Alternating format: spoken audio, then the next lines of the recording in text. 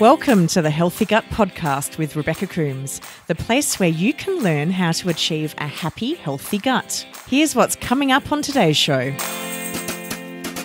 Welcome to episode 39 of the Healthy Gut Podcast. Today's guest really needs no introduction. It is the queen of Sibo herself, Dr. Allison Siebecker. Dr. Siebecker is a naturopathic doctor and has brought Sibo into the limelight of alternative and complementary medicine. She was the co-founder and former medical director of the Sibo Centre for Digestive Health at NCNM Clinic and has specialised in the treatment of Sibo since 2010. Dr. Siebecker is passionate about education and is the instructor of advanced gastroenterology at NCNM, coordinator of the 2014 and 2015 Sibo symposiums, teaches continuing education classes for physicians, and is the author of the free educational website Sibo Info. And today's episode is the first in a series of live podcast recordings that I did whilst touring around the US. And this episode comes to you live from 8 Hearts in Portland, where Dr. Siebecker and I talk about the migrating motor complex. This is something that many people with Sibo hear about, and I wanted to clarify what it actually does and what it doesn't do, and whether the migrating motor complex, or MMC as it's often called, is responsible for us going to the toilet. Sometimes I hear people saying, oh, my MMC is working and therefore I'm going to the toilet. So I answer many questions that people have around it and what we can do to support it.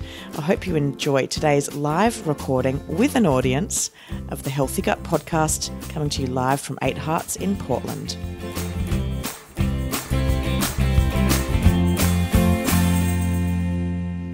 Welcome to the Healthy Gut Podcast. I'm doing a live podcast recording here in gorgeous Portland at 8 Hearts, and I'm joined today by Dr. Allison Siebecker. So thanks so much for coming on the show.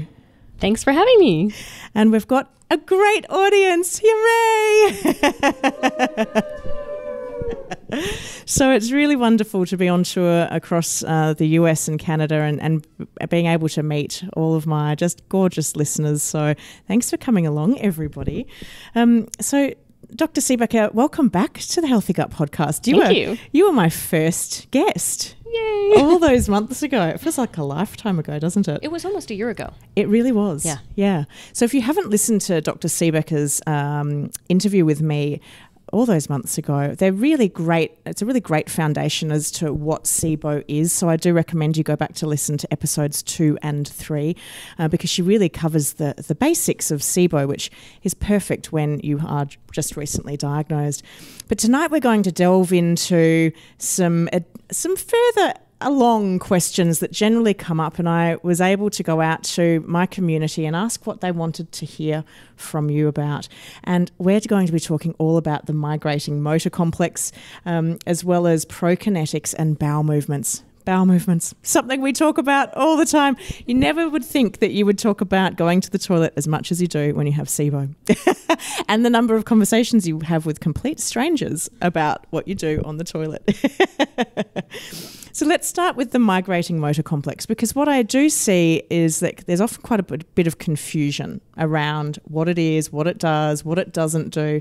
So can we start with the basics? What is the migrating motor complex? Yeah, so how many people here have heard about it? It's pretty much everybody. Yay! So it's a form of movement that happens in the small intestine. Of course, right now I'm speaking to the converted, but for people listening who aren't in the room, it happens in the small intestine, and it's called the Housekeeper Wave as its nickname. And its primary purpose is actually to clear the small intestine of bacteria, and it moves downward and moves them into the large intestine, because gastrointestinal anatomy is that we have the mouth, the esophagus, the stomach, then the small intestine, then the large intestine. So but it only happens during fasting. That's the special thing about it.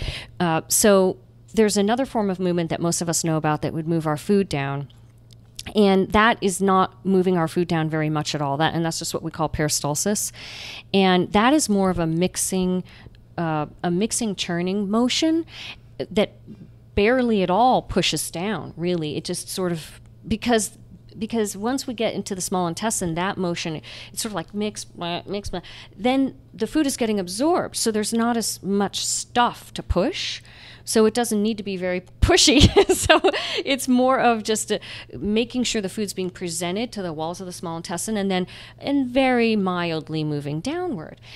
Whereas the migrating motor complex is meant to really push down fast and thoroughly and vigorously, because it's cleaning up. It's cleaning up after the meal. So it also clears away any other things that are there in the small intestine, like little bits of fiber or debris or something like that.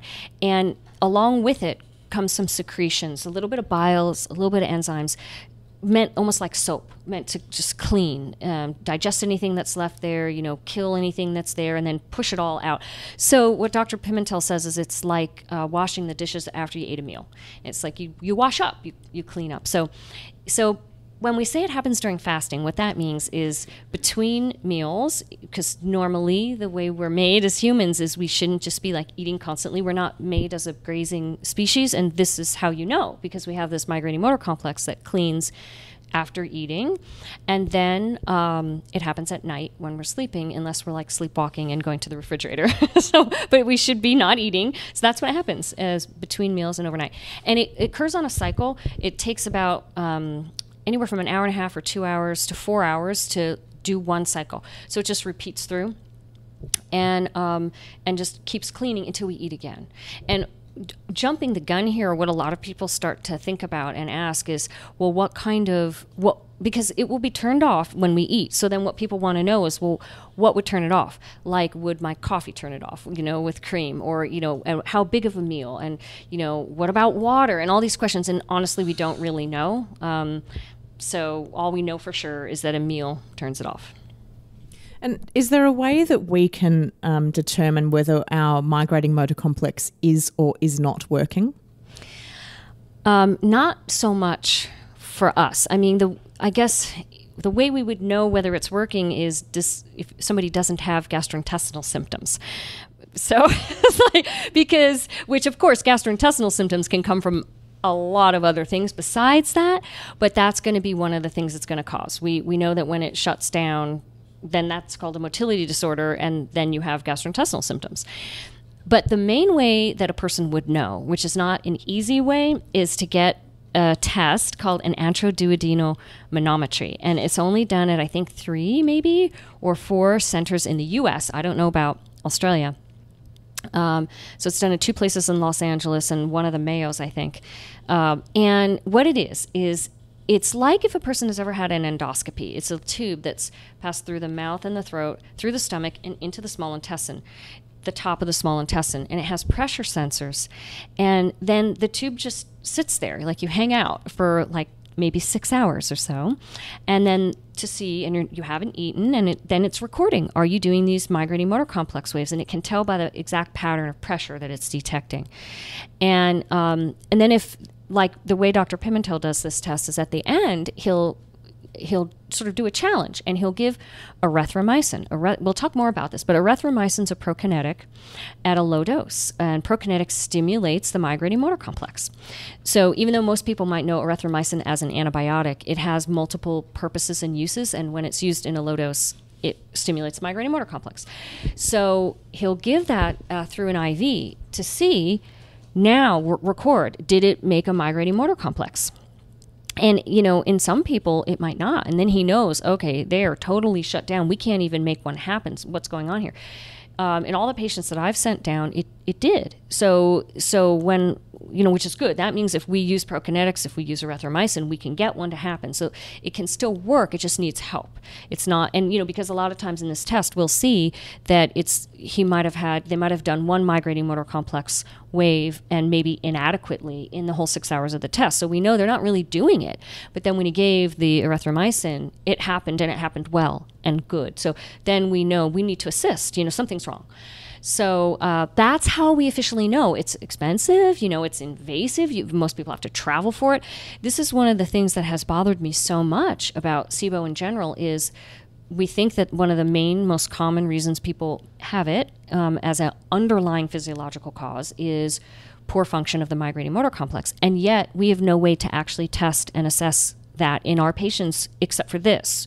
So there is another way that's being developed, and it's acoustic, and I thought it had actually come out on the market, but I have to double check, where it could be something done in office. It could be even something people take home and rest upon them, and they've been able to correlate the sounds that it depicts with the intraduodenal manometry, and to know what is a migrating motor complex and whatnot. When that happens, it's going to change a lot of things for a lot of us, because then we'll be able to really know, do I have a deficient migrating motor complex, or is it just not working right, or not? And also then we could take Prokinetic and put it on us and check, is that one stimulating a migrating motor complex for me or not? So I can't wait for that to fully come out. That's amazing. That will really be quite life-changing for people to know for sure whether that is an underlying cause. One thing I hear a lot and I see a lot in the chat rooms is, my migrating motor complex isn't working because I don't go to the toilet. Is that a correct assumption? Not at all. But I could see why someone would think that, because we have this tube and then you just think that the movement is continuous, but it's not. Each section of the GI tract has its own separate motility and because most of the sections are sort of separated from each other by valves, and the valves are closed, if everything's working right, and then the anatomy actually changes beyond that valve to the new area. So like the throat has a different motility than the stomach, then the small intestine, and then the large intestine. They look, if you study anatomy or physiology and medical stuff, you see they all look different, they have different cells, and so the migrating motor complex can be slow, and it's thought to be the main reason a lot of people have Sibo, and yet they have Sibo of the diarrhea type. So that's probably extremely common. You have a slow motility in the small intestine, but a fast motility in the large intestine. And of course you can have Sibo of the constipation type, so then that means your motility in the large intestine is not working well either. But it also, you have slow motility of the small intestine. But basically, the movement is not continuous. So the migrating motor complex doesn't just go down the small intestine and then go through the large intestine and produce a bowel movement. In fact, the migrating motor complex stops about 2/3 of the way down. It doesn't even go to the end of the small intestine. The end of the small intestine has its own motility, which has different names altogether. And then the large intestine has different motility. And the ones that cause the bowel movements are called mass motor movements. So it's the MMM of the large bowel. And it starts to get this is too confusing. I don't care. Stop talking. So the answer, right? Because it's but the answer is it's separate motilities. That's really interesting, and I do hope for my listeners listening to today's podcast that they're like, oh, okay, I understand now. And particularly when, like myself included, when I first started going through my Sibo treatment and I went on to a Prokinetic, I started taking Motil Pro, and it was literally like, hallelujah. I was going to the toilet for the first time every day, in about the 4 to 6 week mark. But I was also doing my Sibo treatment, and then I was on the diet, and things had changed so dramatically. But I think because I was taking this thing that was called a Prokinetic, I just went, oh, that's what's making me go to the toilet. So hopefully that's cleared that up for the listeners. I've talked on my podcast previously. I've had several guests talk about the benefits of fasting and the migrating motor complex. And I myself fast twice a week. I do generally when I'm not traveling and I'm in my normal routine, a Monday and a Wednesday fast, and I love it. I feel amazing when I'm only eating dinner on those days. But there's a lot of concern with people around, okay, well, I hear that there are these benefits for the migrating motor complex, but I'm severely underweight and malnourished. I'm really scared to fast, but I want to fast because of the migrating motor complex. I'd like to sort of talk to you around the pros and cons of fasting and whether we should all be doing it, whether the benefits outweigh the risks, or if there are certain people, perhaps those that are severely underweight, that perhaps fasting is not for them? I mean, the answer is always going to be in medicine that nothing applies to everybody. So we can never say that everybody should be doing it. It's optional. So what the recommendation is to leave 4 hours between meals, without snacking. And it used to be that Dr. Pimentel recommended 3 hours, and he changed it to 4. And when I implemented that with my patients, and even with myself, people could really tell the difference. They really clinically felt better. It just gave a little bit more time for that migrating motor complex. So it's optional, though, and that's important to remember. People get when they have this disease and many others, they think these recommendations, they are like come from God or something. And no, we can tailor everything to the person, So what I would say is give it a try and see if the benefit is worth whatever negative it causes. Now, for people who are underweight, I don't think it's a good idea to do that for have the 4 hours between each meal in the beginning when we're trying to have them gain weight. I think if they have the overnight fast, that might even just be enough. Maybe if they have one other period in the day where there's 4 hours, that's one way to do it. And so then go ahead and snack in the rest of the time. Another way to do it is to eat really big meals and more, at the meals, as well as, or you can add more snacking. We have to customize it to people. I'm definitely concerned. Being underweight, I think, takes precedence. It may not in every case, but it depends on the severity of it. I think it takes precedence then, because we're doing other treatments, and you're fasting overnight. So I think it's more important to maybe eat more often, and not worry so much about it. The other thing a person can do is go as long as they feel makes sense for them. So maybe cut it down to 3 hours. Maybe make it 2.5. So. And I think the key thing really is that customization, personalizing it to you as an individual rather than what a guide says or what you've read in one of the online groups that like someone's saying, oh, well, you must fast for 12 hours plus. What about longer period fasting, such as, a 2-day fast, a 3-day fast? Can you get then incremental benefits to fasting by doing it for longer periods of time? I think so. Yeah. Again, we have to balance that with negatives. I don't think there's any studies on this, particularly with Sibo and what the fasting might do, but and I think it's going to be different for each person. But in general, when people, because the thing is, eating causes the symptoms, right? So the more people go without eating, the better they feel. But I do think it's allowing some more migrating motor, maybe tonification. But this is speculative. So anyone listening who's like, oh, now is she saying that I have to go and fast for 3 days? No, no. It's just you're asking. So, yeah, I think there can be.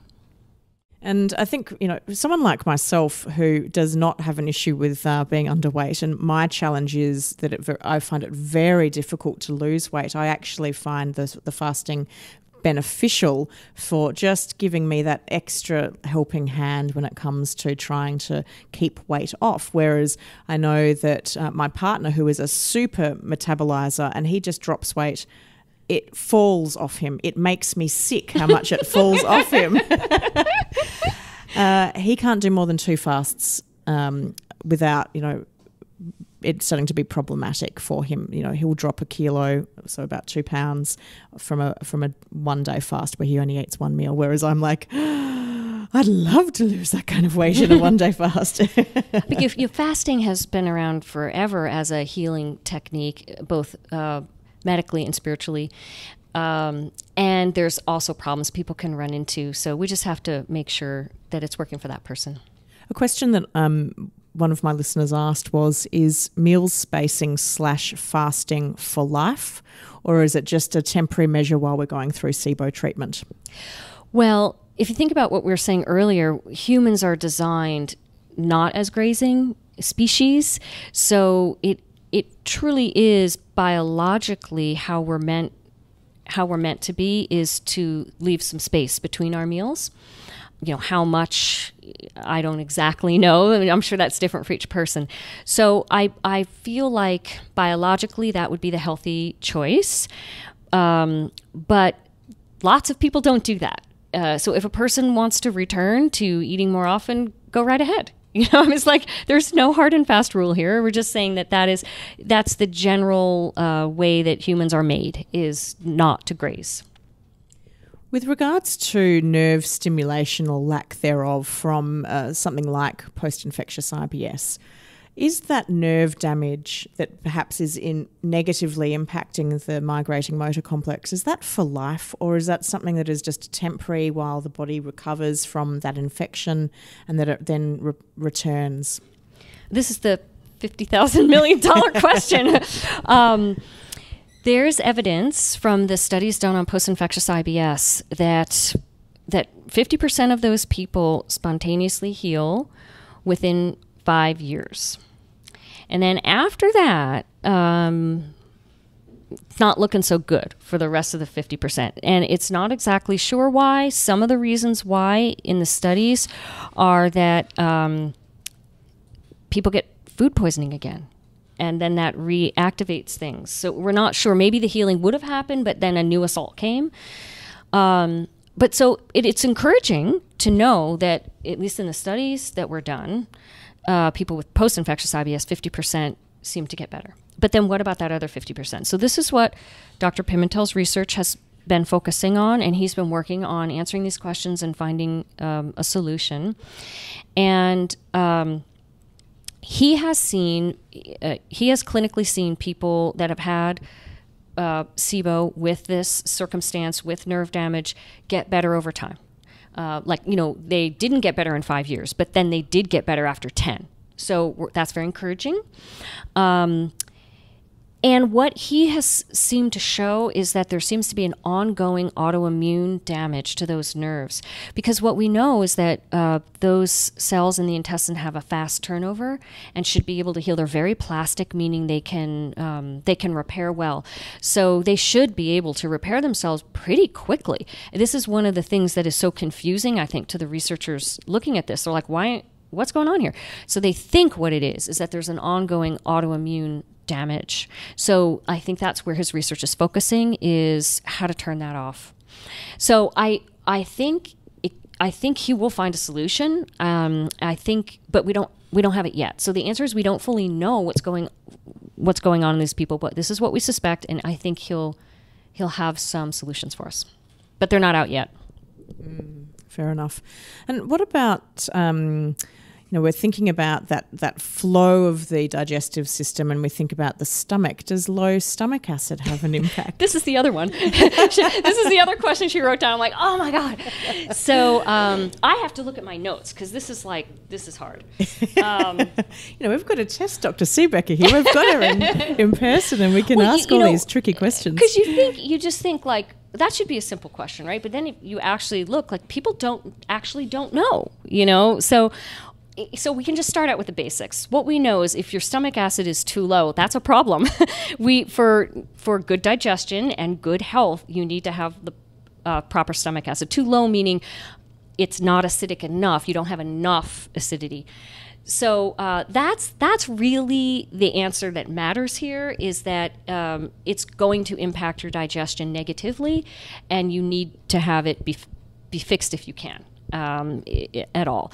But technically, what's known in the studies, just in case you want to know this, is that if you have a properly acidic environment, more acidic, it can make the migrating motor complex last longer. I don't actually know if that's good or not, but it seems good. It seems good, like maybe it works longer. And just for anyone who's very technically minded, it seems like what really seems to turn it on, at least from an animal model, so this could be wrong, is when you have acid in your stomach, then it moves down into the duodenum, which is the top of the small intestine. That then triggers some release of basically like baking soda, bicarbonate, because then now it's out of the stomach and you want to now stop that acid. That release of bicarbonate is what seems to trigger the migrating motor complex to start. So the acid, so I see you, I like you're technically minded, yeah. So the acid, so basically if you had low stomach acid, then that whole process wouldn't happen. But this is tenuous and animal model based. But so what really matters is what I said in the beginning. It's a problem if you have too low stomach acid. Yeah. And I think that's the thing that I keep thinking of, and I have learnt so much about since 2.5 years ago when I got that Sibo diagnosis, which is the small intestine isn't in isolation. It's part of one whole long system. And if one part's not working correctly, it makes sense that other parts might not be working correctly. And now I can see that, a whole bunch of parts weren't working correctly. I was just focusing on my small intestine. Prokinetics is something that there's a lot of discussion around. Prokinetics, should you have Prokinetics? Shouldn't you have Prokinetics? When should you have them? Should you do them in treatment? Should you wait after treatment? So let's start at the beginning in terms of, let's just talk about what Prokinetics actually are, just to set the scene, and then we can answer some of those questions. Okay, so they would be either like pharmacological medicines or natural items, herbs and supplements that stimulate gastrointestinal motility in general, but in specific, in a coordinated fashion. So they would maybe, if we're talking about the esophagus and the stomach, they would, as you're swallowing, they would open this sphincter between the esophagus and the stomach, and close this one, and then they would then open this one and close this one. So they everything is about making sure the movement is going down, and that's very important because a lot of people have problems where the movement is going backward, like with acid reflux and such. So prokinetics are meant not just to stimulate motility, but also in a coordinated fashion, and they can stimulate motility anywhere in the tract, but some are better at some locations than others. And what's very highly prized in medicine is when you have one that stimulates more of the upper, like for people who have acid reflux or who have gastroparesis where the stomach isn't emptying. People who have that, they feel their stomach, their food sitting in their stomach long after eating, and it hasn't even moved down, and sometimes it just regurgitates back up, and it just won't even process downward. So when we can get a prokinetic to help move that is very desirable. And of course what we're after in Sibo are ones that focus more on the small intestine. Now when a prokinetic or an agent focuses on motility of the large intestine, it's sort of leaving more of the prokinetic realm, and now it's called a laxative. And this is something a lot of people get confused about. What's the difference between a laxative and a prokinetic? A prokinetic can be a laxative because it could, depending upon the match for the person and the dose you're using it in, stimulate a bowel movement. But laxatives are not prokinetics. Most laxatives do not work at stimulating the esophagus or the stomach or the small intestine. So this really confuses a lot of people because we'll put them on an osmotic laxative, let's say, like magnesium or vitamin C. An osmotic laxative, how it works is it's a large molecule, and the process of osmosis will occur in the intestines where a water balance wants to happen. And so water will be drawn in to the large intestine, and then the water helps, fluff up the stool and make it move out. And so they'll say, well, I don't need a prokinetic because I'm taking magnesium. But magnesium does absolutely nothing to stimulate the migrating motor complex, and that is our whole task with a prokinetic. So this is what happens to a lot of people. And this is a confusing topic, and I've had patients who are smart, and we've worked together for years, and still, after like 4 years, they're like, but I'm on magnesium, I don't need a prokinetic. It's like we just have to say it over and over and over, because people aren't thinking about all these parts and what part is moving what, so. So that's what it is. Interesting, yes. So when should we be using a prokinetic? Right. There's 2 ways to use it. The way that probably most people think about using it with Sibo is after you've done your antimicrobial treatment to sort of hold the gains you made. What we're trying to do is stimulate the migrating motor complex on the assumption that most people have deficient migrating motor complex, although not everyone might, because we don't have that test in everyone, but since most people have that problem, so that you don't sort of like slide backward while you're waiting for your test, or maybe you can't get into the doctor for a month or two or something before your next treatment round, because often people need more than one round, not always, but often, because gas is high in a lot of people, or it's tricky. So what we're trying to do is make sure that if we move the migrating motor complex appropriately, like I was explaining without erythromycin, that we won't have new accumulation. So that we stay where we just got you to. So in that way, it's used as sort of a prevention of relapse. And so this would be between rounds, or once you're sort of finished and you feel better and your test is negative, then you would continue them to prevent a relapse. Now, before, I want to talk about that. So like, how long would you need to do that? But before that, let me say the other way you would use it. The other way to use Prokinetics is to help symptoms. That's the main way Prokinetics are used by doctors, like for gastroparesis. Of course, they're also trying to affect the whole reason that you're having that symptom. But so it can be used for acid reflux. It can be used for bloating. They can help, move gas and food through the intestines. It can be used for constipation if you use it in a high enough dose and you're getting that lower stimulation, which not all do. I think if you go to a high enough dose with most of them, you will reach that point. So I often give Prokinetics right at the beginning just to get someone some symptomatic relief. So that means they can be taken from day one all the way through. You can take them during treatment. A lot of times we won't do them during treatment because we're kind of trying to save you money and we're doing something to help the symptoms, and you don't need to continue if we're not giving them to you for a major symptom. It kind of depends on the level and the case. Yeah, definitely. And again, it's so personal to the individual, you're certainly not doing it wrong if you're on them the whole time. You're not doing it wrong if you only take them after. There's a lot of leeway here.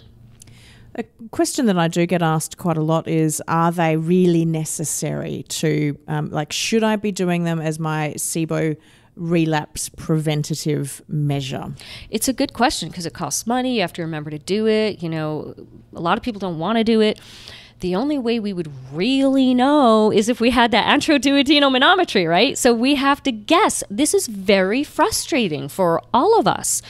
But I can tell you this. I think it's essential. It's not going to be essential in the 1/3 of cases that are not chronic. How do we know that? Ahead of time, we don't. So unless we had that test or whatever. So, about 1/3 of cases of Sibo are resolved fairly quickly and they don't relapse ever. If people in here have challenging cases, you're like, what? And so, but then the people who don't have challenging cases are like, I don't know what you guys are talking about. This is done. So anyway, I have doctor friends who see the less complicated cases, and like one friend of mine who works here in Portland, she treats a lot of Sibo cases, and she's primary care. They come back all the time for other reasons, and it's, she'll treat their Sibo, it gets gone, test is negative. She sees them ongoing years now. They've never complained about gastrointestinal symptoms again. So just want you to know it can happen. So what I've seen for the people who it's chronic is it's very, very helpful. I think it's essential. I've seen case after case. Seems like a good portion of people come to me where the one thing that's missing out of their whole treatment protocol is the Prokinetic.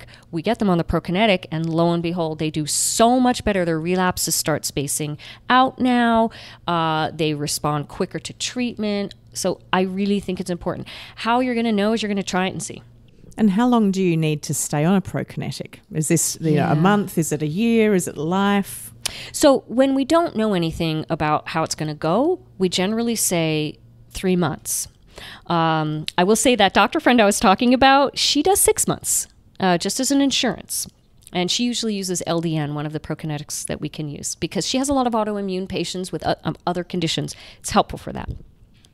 So 3 to 6 months without knowing any better. But if you know that you have a chronic case, you're at that state already, if you know you have a positive IBS check, and which is how you know if you had post-infectious IBS or food poisoning induced Sibo, if you've had your Sibo more than 5 years, anything like this, then you would consider long-term. And that's what we do. We just keep people on them ongoing.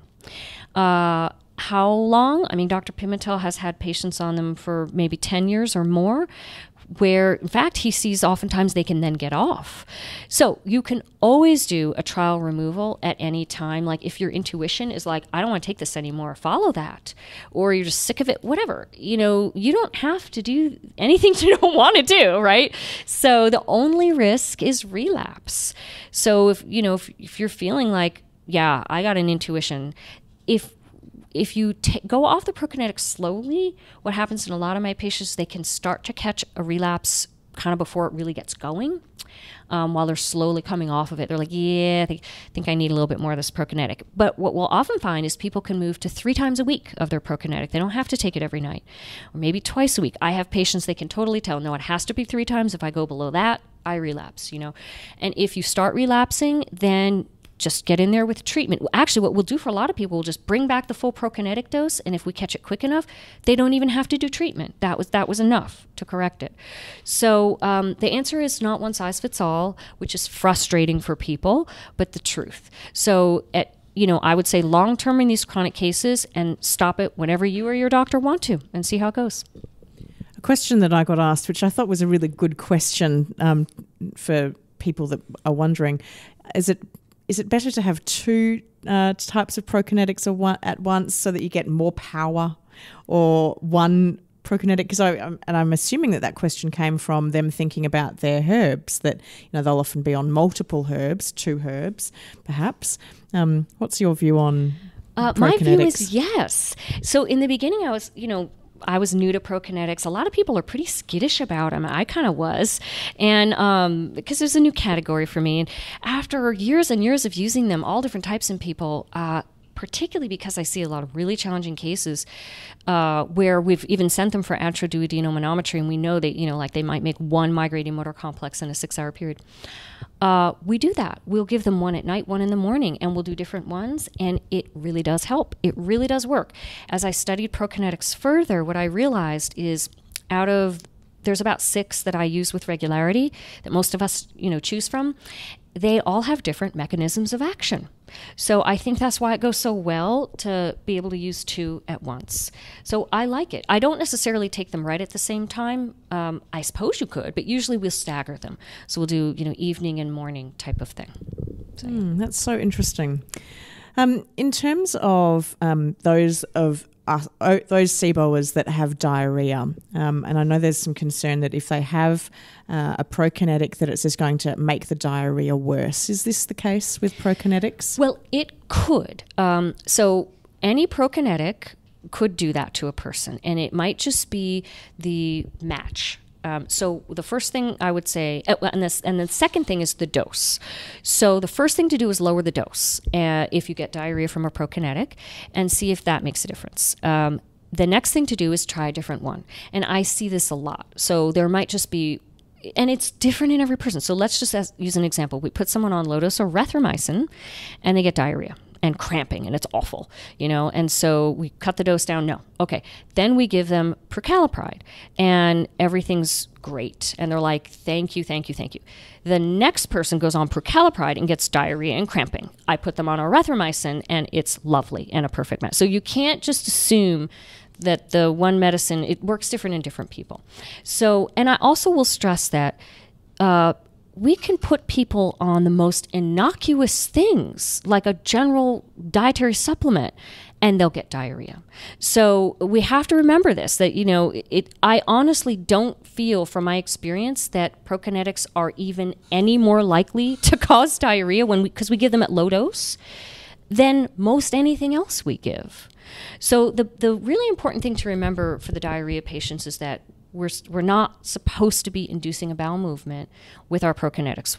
We use them at low dose, and what we're supposed to be doing is stimulating the migrating motor complex, not a bowel movement. Now, I've had the occasional patient where they've tried every single Prokinetic, and it does give them diarrhea. This is pretty rare, but yeah, I've seen that.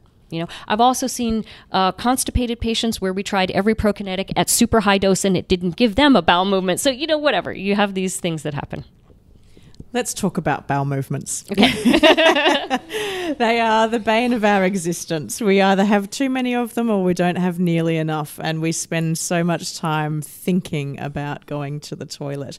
How important is it for us to have a daily bowel movement? Is this like the gold standard of bowel movements? Do we want to be aiming for that? And if we're not having bowel movements, can we be making our Sibo worse by having all of that waste sitting within us? These are very good questions. Okay, it's important to have a bowel movement every day. It's important because that's how humans were designed, just like we're talking about the not grazing. But the reason I'm not going like, da-da-da-da-da on this is because people get what is called anal, right, about this. They get obsessed with having a lot of bowel movements and daily bowel movements. And I mean, it's kind of like a big thing that went through the 70s and the 80s in our culture, right? You know what I'm talking about. And then parents obsessing over their kids, but, and they kind of create these fixations. So I would want to not encourage that sort of stress. But on the other hand, we are designed to eliminate waste in the form of a bowel movement daily, once daily. So it's important.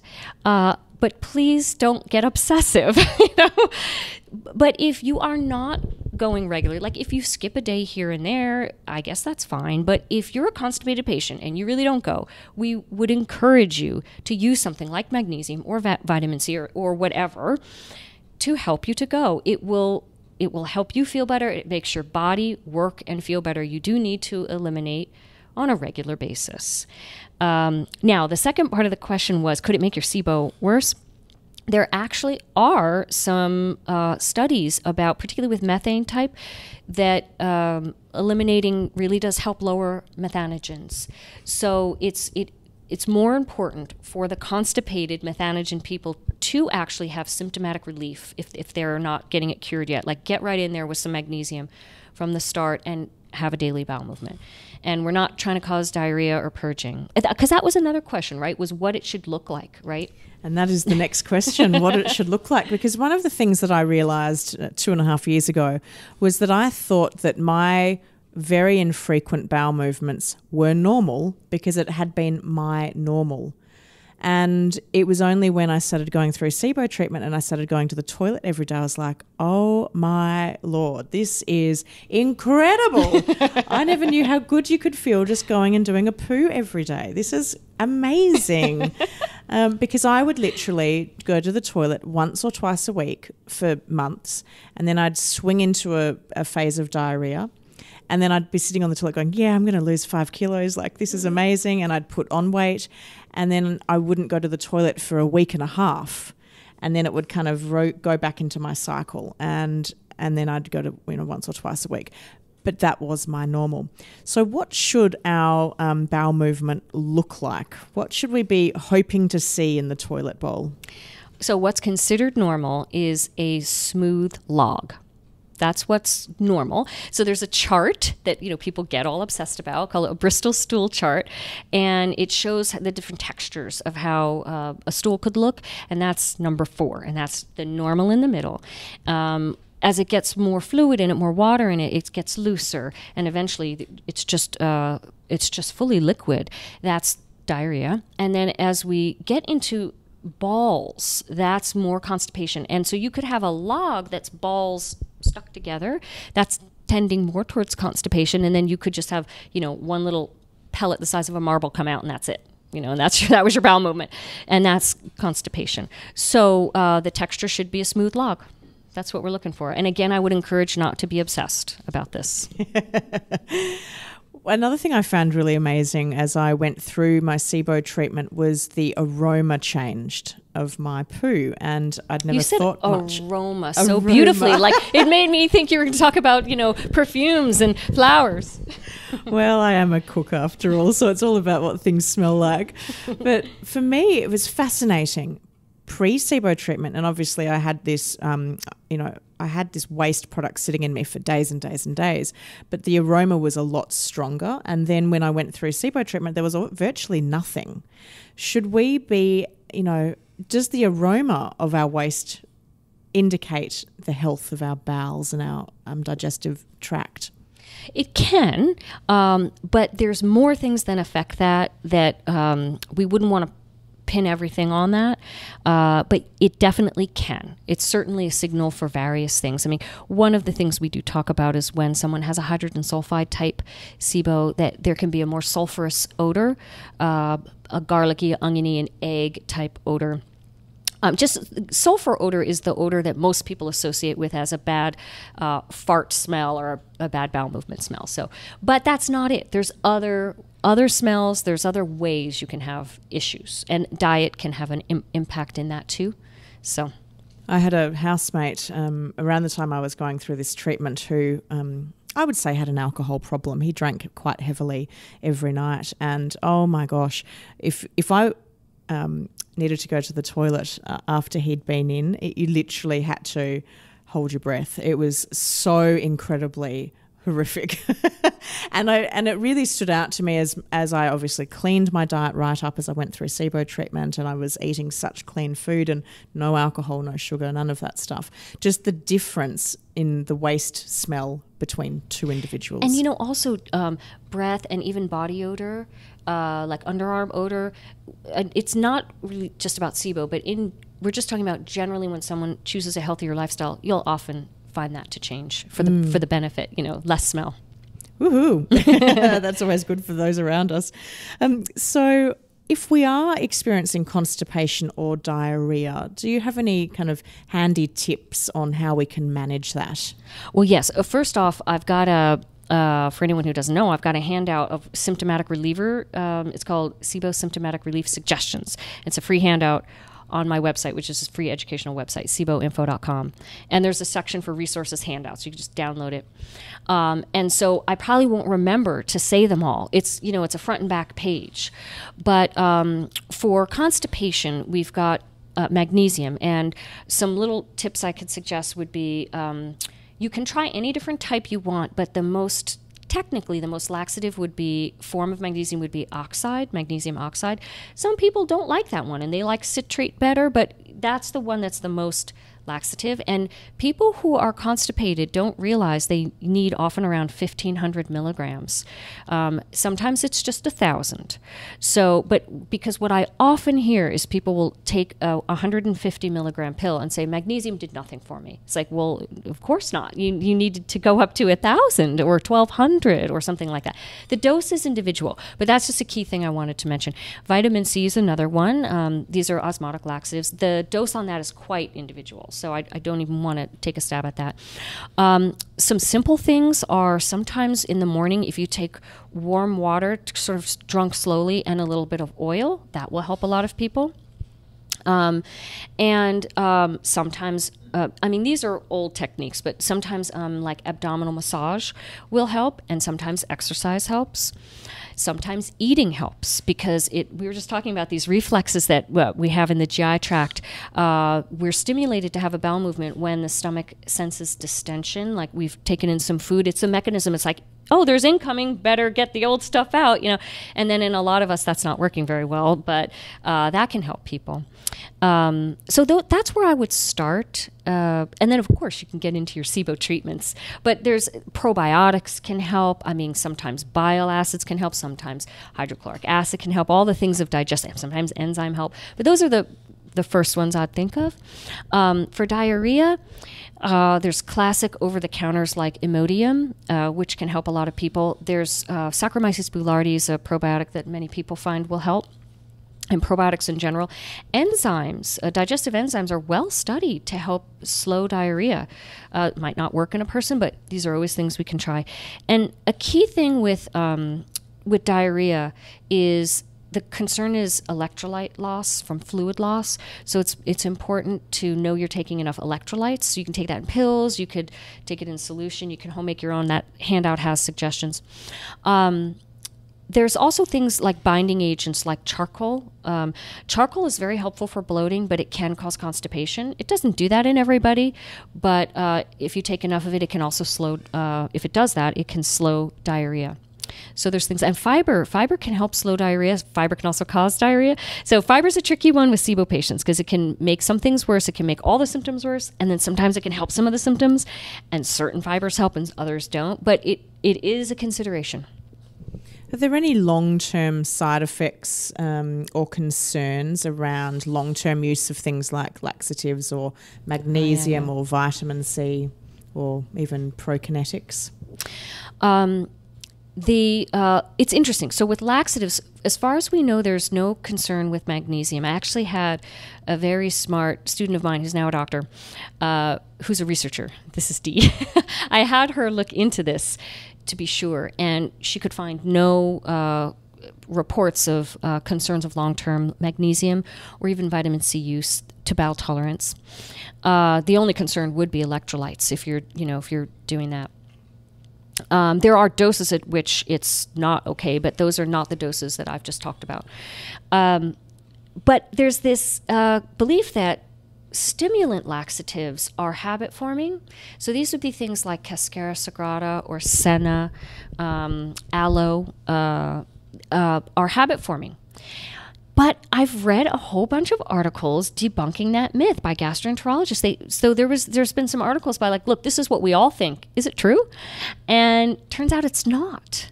So, but what they can do is they can create sort of a black pigment in the large intestine that will be seen when you get a colonoscopy. And this is extremely common. And then because it is a normal belief that laxatives are habit forming and that this is bad for you, the doctor who performs the colonoscopy will invariably tell you, you are using too much and stop either blackening your intestines or whatever, darkening them, and it's habit forming. So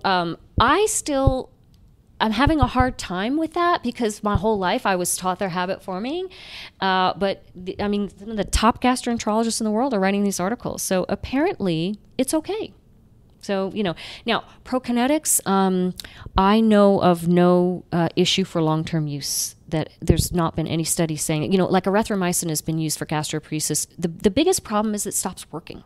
That's what really the trouble is with long-term use. It's not, we have no studies to show any safety issues for continuous use.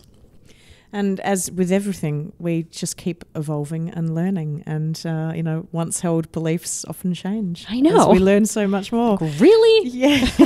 What about things like coffee enemas or colonic irrigation as a way to be supportive or, a way of clearing out the bowel for chronic constipation? Yeah, a lot of people love those. Particularly what my patients tell me is I have never told anyone to do it, maybe I should, is coffee enemas because they have a cleansing effect on the liver and other things and inflammation. But people generally feel better when they do them. That's an alternative to taking like an oral laxative, certainly. It's just you have to keep doing them, so you have to keep doing your oral one too until we get the problem solved. So it's a fine method. And as I keep reiterating over all of my podcasts, it's really what works for you. Yeah. So if you don't want to take an oral laxative, but you actually are very happy to do a coffee enema, then go for it. Yeah. If it works, it works. Hallelujah. Yeah. Dr. Allison Siebecker, it's been just a joy to have you on the podcast today. How can people connect with you if they would like to know more about the wonderful work you do? It's pretty much my website, which is siboinfo.com, and it's pretty dense. For most of you who've looked at it, there's probably places you haven't looked at, so spend some time on it. It's just free. It's there for everyone, and if there's something new going on, I usually post it in the news section. And the big thing is I send a newsletter out, but I only send it about 4 or 5 times a year usually, because I'm not doing it for advertisement purposes. I'm just doing it to keep people up on what's happening. Sometimes I send it out more if there's an event, just to, because people need to see things more than once. That's very hard for me to do because I have this constant feeling I don't want to bother people, because people get too many newsletters, right? And these blogs and everything. But anyway, it's important to know about that because when new things come out, I put it in the newsletter.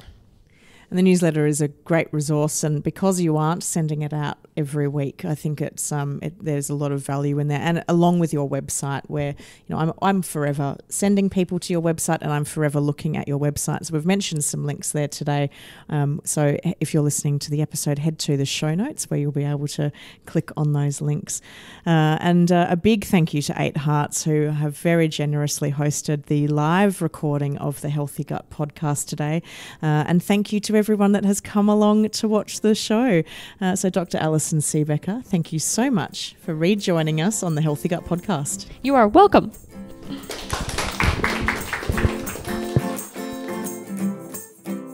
I hope you enjoyed episode 39 with Dr. Allison Siebecker, coming to you live from 8 Hearts in Portland, Oregon. If you would like to get the show notes from today's episode or be able to access any of the links mentioned, head to thehealthygut.co/MMC, and that stands for Migrating Motor Complex.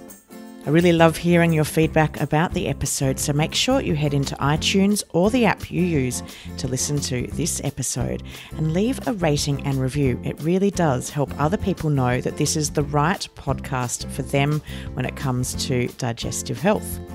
And come find us on Facebook, Instagram, Twitter, YouTube, Pinterest and Google+. We're under The Healthy Gut. Coming up on next week's show, it's another live recording of the Healthy Gut podcast, and we're joined by Dr. Jason Wysocki, who is the founder of 8 Hearts in Portland. We have a fascinating discussion around mind, body and spirit, and why this is integral to achieving health and wellness, particularly when we're dealing with a chronic illness like Sibo. So I hope you enjoy next week's episode with Dr. Jason Wysocki. You've been listening to the Healthy Gut podcast with your host, Rebecca Coombs. To learn more about the Healthy Gut or our podcast, head to thehealthygut.co/podcast. And as we are fully funding this podcast, if you would like to help support the continuation of this podcast so that we can continue to bring you future episodes, all you need to do is make a contribution at thehealthygut.co/podcast. We would like to thank Belinda Coombs for the production, editing, and original music score of this podcast. To hear more of Belinda's music, head to soundcloud.com/Belinda Coombs. The Healthy Gut podcast is a production of The Healthy Gut. Thanks for listening.